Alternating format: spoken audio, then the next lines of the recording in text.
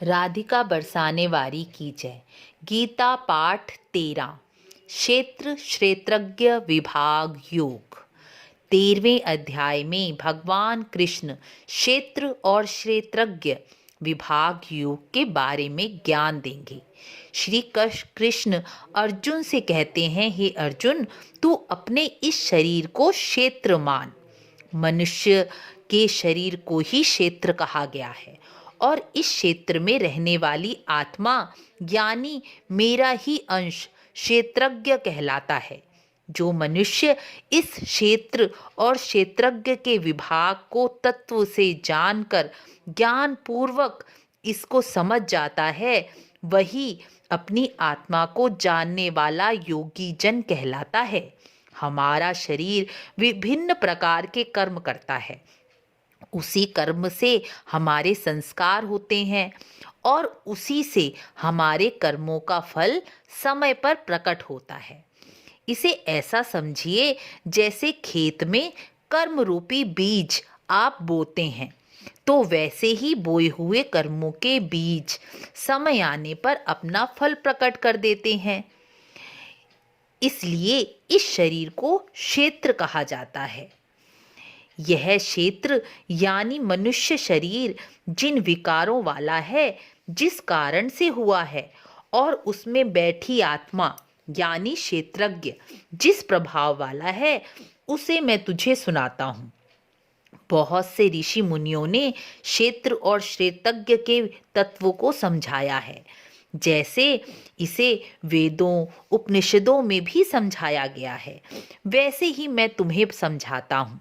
देखिए, श्री कृष्ण की यह गीता वेदों और उपनिषदों का सार ही है। जिसने गीता के ज्ञान को समझ लिया है, उसने वेदों के ज्ञान को भी समझ लिया है। यदि मनुष्य गीता के एक अध्याय को, या मैं तो कहती हूँ गीता के एक श्लोक को भी अपने जीवन में उतार ले, तो उसका जीवन अपने साथ साथ कई मनुष्यों के जीवनों का भी उद्धार कर सकता है। गीता का एक एक श्लोक में भी वह ज्ञान है जो हमारे जीवन को सुंदर और मुक्त बना सकता है। करना है तो केवल प्रयत्न उसे अपने जीवन में उतारने का। आगे श्री कृष्ण अर्जुन से कहते हैं, पंच महाभूत जैसे आकाश, वायु, अग्नि, जल और पृथ्वी, इनका सूक्ष्म भाव जैसे बुद्धि और अहंकार, और मूल प्रकृति की त्रिगुणमयी माया जैसे सत्वगुण, रजोगुण, तमोगुण, और 10 इंद्रियां श्रवण, त्वचा, नेत्र, रसना, घ्राण, वाक, हस्त, पाद, उपस्थ और गुदा, एक मन और 5 इंद्रियों के विषय जैसे शब्द, स्पर्श, रूप, रस और गंध, और हमारे विकार जैसे इच्छा, द्वेष, सुख, दुख, मोह, यह सब स्थूल देह का पिंड और चेतनता और धृति, यह सब क्षेत्र यानी हमारे शरीर के विकार और गुण हैं। यह सब मिलकर क्षेत्र यानी हमारा शरीर बना है। आपने भी संतों से सुना होगा कि यह शरीर इस माटी से बना है, यानी पृथ्वी पर जो 5 तत्व हैं, आकाश, वायु, अग्नि, जल, पृथ्वी, और अंत समय में इसी में मिल जाता है। इन्हीं 5 तत्व का सूक्ष्म भाव मन, बुद्धि, अहंकार ही हमारे शरीर में रहकर हमें प्रभावित करता है। मन, बुद्धि, अहंकार यानी मैं, यानी अपने लिए ही तो हम सब कार्य करते हैं।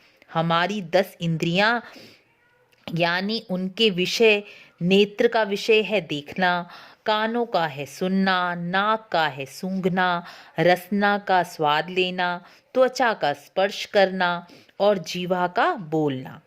इसके द्वारा ही हम अपने सारे कार्य करते हैं और हमारे सारे कर्म इसी से प्रभावित होते हैं। और अंत में आते हैं इन्हीं विषयों के विकार जैसे ईर्ष्या, द्वेष, इच्छा, सुख दुख, मोह, यह सब हमारे कर्मों को प्रभावित करते हैं और यही सब मिलकर बनता है हमारा शरीर यानी हमारा क्षेत्र। और दूसरी तरफ है श्रेतज्ञ। श्रेतज्ञ बनता है श्रेष्ठता के अभिमान का अभाव, अर्थात किसी भी गुण का अभिमान ना करना, छल कपट ना करना, किसी भी प्राणी को ना सताना, क्षमा भाव रखना, मन और वाणी की सरलता रखना, श्रद्धा भक्ति सहित ईश्वर और गुरु की सेवा करना, बाहर और अंतकरण की शुद्धि रखना, मन की स्थिरता रखना और मन सहित इंद्रियों पर नियंत्रण, यह सब श्रेतज्ञ यानी शरीर में रहने वाली आत्मा के गुण हैं। इन सब को मिलकर बनता है श्रेतज्ञ। इस लोक परलोक के सभी भोगों में आसक्ति ना रखना, अहंकार ना करना, जन्म मृत्यु रोग दुख और सुख आदि में बार बार विचार करना, पुत्र सहित पुत्र स्त्री घर धन में मोह ना रखना, ममता का अभाव होना, प्रिय और अप्रिय वस्तु की प्राप्ति में सदा मन का सम रहना, यानी परिस्थिति चाहे अनुकूल हो या प्रतिकूल, खुशी हो या गम, मन का स्थिर रहना, मन का विचलित ना होना। जैसे खुशी आई तो बहुत नाच लिए और गम आया तो रो रो कर निढाल हो गए। यह सब श्रेतज्ञ यानी आत्मा के गुण हैं। आपने अक्सर लोगों को कहते हुए सुना होगा, हम जब कोई गलत कार्य करने जा रहे होते हैं तो अचानक अंदर से आवाज आई कि तू ऐसा मत कर। वह अंदर कौन है? यही आत्मा है और यही आत्मा के गुण के कारण आपको सही गलत कार्य का निर्देश वह करती है। बाकी ये हमारे ऊपर निर्भर करता है कि हम अपनी आत्मा की आवाज सुनते हैं या नहीं सुनते, यानी श्रेतज्ञ की मानते हैं या नहीं मानते। अपने इसी स्थूल शरीर यानी क्षेत्र के भोगों और शरीर की कामनाओं की पूर्ति के लिए ही अपनी आत्मा यानी श्रेतज्ञ की आवाज को दबा देते हैं। आगे श्री कृष्ण कहते हैं, मुझ परमात्मा का ध्यान योग के द्वारा अव्यभिचारिणी भक्ति करना। अव्यभिचारिणी भक्ति यानी सिर्फ एक को ही भजना, दूसरे किसी को ना जानना ही अव्यभिचारिणी भक्ति है। जैसे सब जगह वासुदेव ही वासुदेव हैं, मेरा तो एक गिरधर गोपाल दूसरा न कोई। इसका मतलब ये नहीं कि आप दूसरों की निंदा या स्तुति करने लगो। इसका मतलब है सभी जगह, सभी देवी देवताओं में, सभी मंदिरों में, सभी इंसानों में, सभी में वासुदेव को ही देखना अनन्य भक्ति कहलाई जाती है। एकांत में शुद्ध मन से प्रभु को याद करना और विषयासक्त मनुष्यों के समुदाय में प्रेम ना होना, यही ज्ञान है। ऐसा ना करना ही अज्ञान है। हे अर्जुन, जो जानने योग्य है, जिनको जानकर परमानंद प्राप्त हो सकता है, अब मैं तुझसे वही कहूँगा। पर ब्रह्म कहा नहीं जा सकता, इसलिए वह सत्य और असत्य दोनों से ही परे है। वह सब और से हाथ पैर वाला है, नेत्र सिर और मुख वाला है और सारे संसार में विद्यमान है। अलग भी है, जैसे आकाश। आकाश पूरी सृष्टि में विद्यमान है, लेकिन जब हम किसी घड़े में देखते हैं तो वह अलग दिखता है, जिसे घटाकाश कहते हैं। इसका मतलब यह तो नहीं कि घड़े का आकाश अलग हो गया है, वह केवल हमें ऐसा दिखाई दे रहा है।